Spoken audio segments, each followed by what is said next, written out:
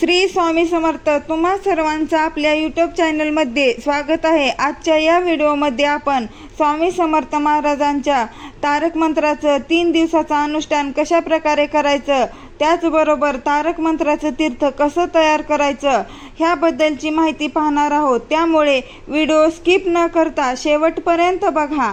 जर घरामध्ये सतत नवरा बायकोमध्ये भांडण होत असेल, नवरा तुमचं ऐकत नसेल किंवा नवऱ्याला काही व्यसन असेल, मुलं ऐकत नसतील, हट्टी झाले असतील, त्याचबरोबर घरात बसल्यावर आपलं मन लागत नसेल, घरामध्ये नकारात्मकता जाणवत असेल किंवा अशांती जाणवत असेल, दुसऱ्याच्या घरी गेल्यावर मात्र शांत वाटत असेल, सकारात्मक वाटत असेल, घरातील व्यक्तीमध्ये एकोपा नसेल किंवा घरामध्ये पैशा संबंधित म्हणजेच आर्थिक समस्या सतत वाढत चाललेल्या असतील, त्याचबरोबर संतानविषयक जर तुमच्या काही समस्या असतील, नोकरीविषयक समस्या असतील किंवा तुमचं लग्न जुळत नसेल, जगाच्या पाठीवर कोणतीही समस्या असेल तरी या सर्व समस्यावर एकच प्रभावी उपाय आहे आणि तो म्हणजे तारक मंत्राची सेवा.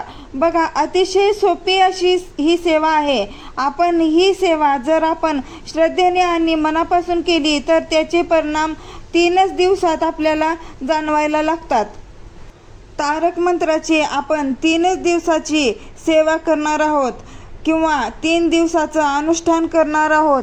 हे अनुष्ठान आपण जर श्रद्धेने, मनापासून आणि सर्वात महत्त्वाचं म्हणजे स्वामीवर असलेल्या विश्वासानं केलं तर नक्कीच अनेक भक्तांच्या अनुभवातनं सिद्ध झालेलं आहे की ही सेवा खरंच 100% प्रभावी आहे. आणि म्हणून तुम्ही कोणत्याही अडचणीमध्ये असाल तर तुम्हाला ही तारक मंत्राच्या 3 दिवसाच्या अनुष्ठानाची सेवा नक्की करायची आहे.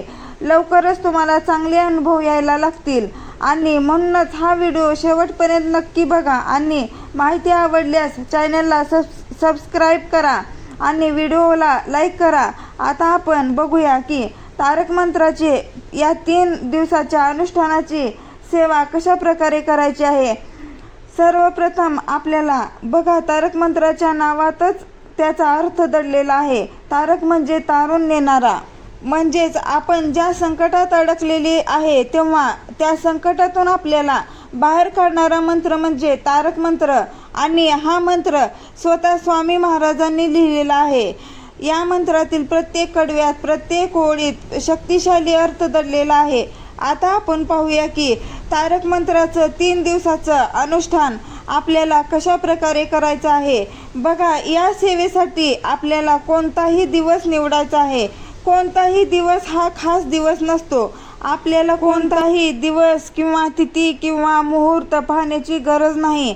तसं पाहिलं तर आपण म्हणतो स्वामींचा वार गुरुवार आहे. खरं तर ज्या दिवशी तुमच्या मनात येईल की मी आजपासून तारक मंत्राची सेवा करणार आहे, तोच दिवस शुभ असतो. त्या दिवशी सुरुवात करा. सेवा करण्याच्या अगोदर जर तुम्हाला शक्य असेल तर आदल्या दिवशी स्वामी महाराजांच्या मठात किंवा मंदिरात जा. स्वामींना खडी साखर, नारळ, फूल आणि अगरबत्ती अर्पण करा.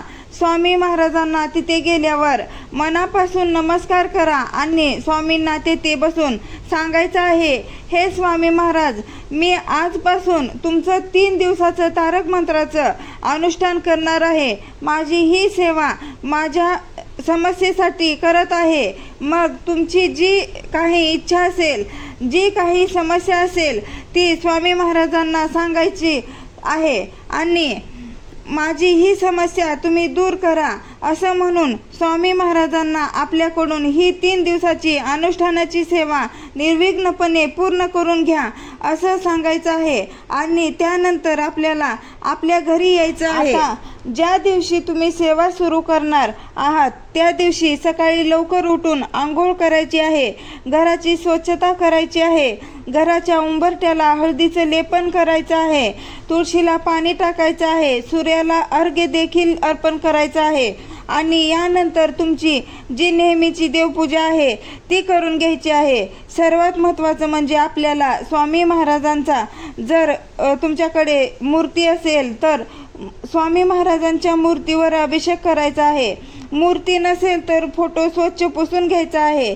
या सर्व सेवा सुरू करण्यापूर्वी आपल्याला बसण्यासाठी देवघरासमोर बसण्यासाठी एक आसन टाकून त्या आसनावर बसायचे आहे. मग सेवेला सुरुवात करायची आहे. आता स्वामी महाराजांच्या मूर्तीवर अभिषेक करून झाल्यानंतर आपल्याला संकल्प करायचा आहे. परंतु याआधी एक गोष्ट लक्षात घ्या की पहिल्या दिवशी आपण ज्या वेळेला सुरू करणार आहोत, ज्या वेळेला आपण सेवा सुरू करणार आहोत त्याच वेळेला 3ही दिवस आपल्याला सेवा करायची आहे. 3ही दिवशी त्याच वेळेला सेवा करणं आवश्यक आहे. आता पहिल्या दिवशी स्वामी महाराजांसमोर बसून आपल्याला संकल्प करायचा आहे, कारण कोणतीही सेवा संकल्प केल्याशिवाय पूर्ण होत नाही. आता संकल्प कसा करायचा आपल्या सर्वांना माहीत आहे. संकल्प करताना उजव्या हातात पाणी घ्या, त्यामध्ये एक फूल, हळदी, कुंकू, अक्षता टाका आणि स्वामी महाराजांना सांगा, हे स्वामी महाराज, मी आता जे काय तुमचं नाव असेल ते घ्यायचं आहे. गोत्र, तुम्हाला गोत्र माहीत नसेल तर कश्यप गोत्र असं सांगायचं आहे. माझी ही 3 दिवसाची सेवा तुमच्याकडून पूर्ण करून घ्या आणि माझ्या मनातील ज्या काही इच्छा आहेत त्या पूर्ण करा, स्वामी महाराजांना सांगायचं आहे आणि संकल्प सोडायचा आहे. आता संकल्प सोडून झाल्यानंतर आपल्याला पुन्हा सेवेला सुरुवात करायची आहे. सेवा सुरू करताना आता आपल्याला एका ग्लासमध्ये पाणी घ्यायचं आहे. जमल्यास तांब्याचा ग्लास घ्या.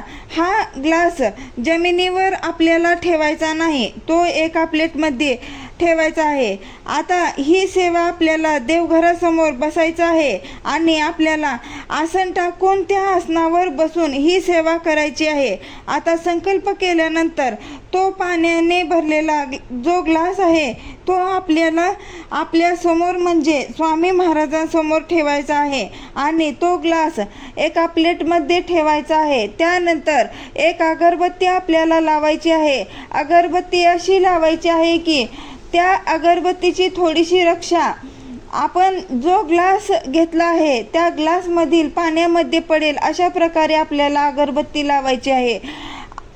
थोडीशी रक्षा त्या पाण्यामध्ये पडेल अशी अगरबत्ती ठेवायची आहे. आता तारक मंत्राची सेवा सुरू करत असताना सर्वप्रथम आपल्याला स्तवन म्हणायचं आहे आणि एक माळ स्वामी समर्थ नामाचा जप करायचा आहे आणि नंतर तारक मंत्राच्या सेवेला सुरुवात करायची आहे. स्वामी स्तवन आणि एक माळ स्वामी नामाचा जप करून झाल्यावर आपल्याला आपला जो काही उजवा हात आहे तो उजवा हात त्या ग्लासावर ठेवायचा आहे आणि आपल्याला तारक मंत्र म्हणायचा आहे. आपल्याला 11 वेळा तारक मंत्र म्हणायचा आहे. जर 11 वेळा तारक मंत्र म्हणताना अगरबत्ती संपली तर लगेच दुसरी अगरबत्ती लावायची आहे आणि 11 वेळा मंत्र म्हणून झाल्यानंतर ज्या ग्लासमध्ये आपण पाणी घेतलेले होते ते पाणी पूर्णपणे अभिमंत्रित झालेले असतं. अतिशय पवित्र असं तारक मंत्राचं अभिमंत्रित पाणी तयार झालेलं असतं आणि त्या पाण्यामध्ये प्रचंडपणे सकारात्मक ऊर्जा निर्माण झालेली असते. आता हे पाणी काय करायचं आहे तर बघा, हे पाणी आपल्याला घरातील सर्वांना प्यायला द्यायचं आहे. जर घरातील कुणी व्यक्ती ते पाणी पिण्यासाठी नकार देत असेल तर ते पाणी आपल्याला पाणी पिण्याच्या त्याचबरोबर आपल्या घरामध्ये नॉनव्हेज करायचं नाही. जी व्यक्ती अनुष्ठान करणार आहे तिने नॉनव्हेज खायचं नाही. आपलं 3 दिवसाचं अनुष्ठान पूर्ण होईपर्यंत बाहेरगावी जायचं टाळायचे आहे आणि 3ही दिवस स्वामी महाराजांची आरती करायची आहे. जो आपण घरामध्ये स्वयंपाक बनवतो सकाळी आणि संध्याकाळी त्याच्यातलाच नैवेद्य स्वामी महाराजांना दाखवायचा आहे. अशा प्रकारे हे सेवांचे नियम आहेत. धन्यवाद.